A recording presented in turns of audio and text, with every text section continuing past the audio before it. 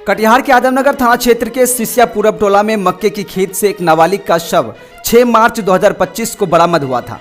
प्रथम दृष्टया में यह मामला दुष्कर्म के बाद हत्या का लग रहा था। मृतका के मां के द्वारा मामला भी आजमनगर थाना में दर्ज करवाया गया था। घटना के बाद कटिहार पुलिस अधीक्षक के निर्देश पर एक स्पेशल टीम का गठन किया गया, जिसके बाद पुलिस लगातार इस मामले की तफ्तीश कर रही थी और आरोपी की तलाश में जगह जगह छापेमारी भी कर रही थी।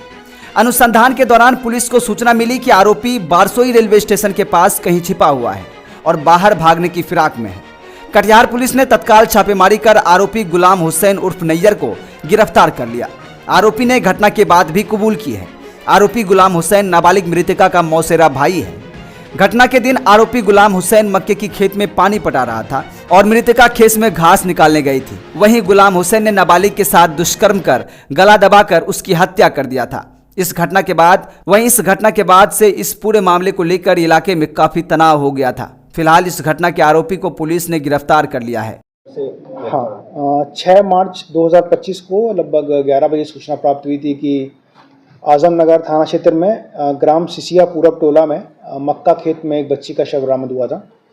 और इस केस की जो वादनी थी, बच्ची की मां, उनके द्वारा बताया गया कि 5 तारीख की शाम से ही बच्ची मक्का के खेत में घास वगैरह काटने के लिए गई हुई थी और उसके बाद से नहीं लौटी थी। तो शाम को गांव के लोगों ने काफ़ी ढूंढने का प्रयास किया था। रात में और दिन में ढूंढने के क्रम में उन लोगों को फिर उसकी डेड बॉडी मिली थी और ऐसा शंका भी व्यक्त किया गया था कि उसके साथ दुष्कर्म किया गया है। इसी आलोक में आजमनगर थाना कांड संख्या 64-25 दर्ज किया गया था।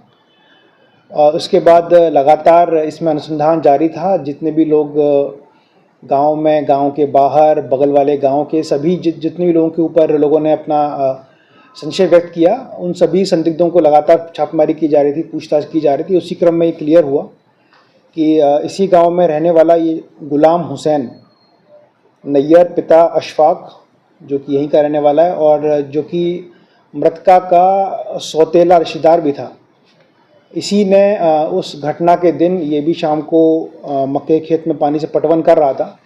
उसी क्रम में मृतका वहाँ पर घास काटने के लिए आई और शाम के टाइम सुनसान होने के कारण, उस समय चूँकि रमज़ान चल रहा था, तो शमशान वहाँ बिल्कुल ही शांति हो गई थी और कोई नहीं था। उसी का फ़ायदा उठाकर अभियुक्त के द्वारा जो मृतका है उसके साथ बलात्कार किया गया और इसको छुपाने के लिए हत्या कर दी गई। इन्फॉर्मेशन लेने के बाद फिर हम लोगों ने लगातार रेड्स करना शुरू किया। हमको जानकारी मिली कि ये बारसोई स्टेशन के पास आया हुआ है वापस में, तो बारसोई स्टेशन से इसको गिरफ्तार किया गया है और इसका आपराधिक इतिहास ऐसा सच तो नहीं है, चूँकि कोई क्राइम इसके अगेंस्ट रजिस्टर्ड नहीं है, बट गांव वालों के हिसाब से बताया गया कि पहले भी इस तरीके के अनैतिक घटना में इन्वॉल्व रहा है जिसमें जानवर वगैरह था। बट इसको लेके कोई कॉन्क्रीट चूँकि ना केस किया गया है, तो ये हमारे इन्वेस्टिगेशन का क्रम में अभी क्लियर होगा कि उस समय क्या हुआ था, क्या नहीं हुआ था। बट इसका थोड़ी टेंडेंसी पहले से रही है और उसी क्रम में इसके द्वारा इस घटना को अंजाम दिया गया और इसकी गिरफ्तारी के बाद अब पुलिस का जो गांव में कॉन्फिडेंस था वो इम्प्रूव होगा।